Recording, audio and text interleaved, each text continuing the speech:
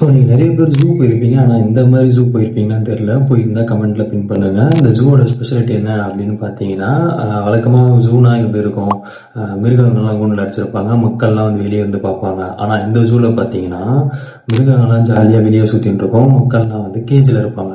ஏன் அப்படின்னு பார்த்தீங்கன்னா, லியோ லேடோ வைல்ட் லைஃப் ஜூ அப்படின்ற ஒரு சைனாவில் ஒரு ஜூ இருக்குது. அந்த ஜூவில் என்ன அப்படின்னு பார்த்தீங்கன்னா, மிருகங்கள்லாம் வந்து வெளியே ஜாலியாக விளாத்தின்னு இருக்கும். ஆனால் பார்க்க வராங்க பொதுமக்கள் என்ன பண்ணுவாங்க அப்படின்னு பார்த்தீங்கன்னா, கூண்டில் போட்டுருவாங்க. கூண்டில் போட்டு அந்த கூண்டுக்கு மேலே கொஞ்சம் மாமிசம், இறைச்சி அதெல்லாம் போட்டுருவாங்க. ஏன் அதெல்லாம் போடுறாங்க அப்படின்னு பார்த்தீங்கன்னா, அந்த மாதிரி இறைச்சிலாம் போடுறதுனால மிருகங்கள், சிங்கம், புலி அதெல்லாம் வந்து கொஞ்சம் பக்கத்தில் வந்துட்டு போகும்.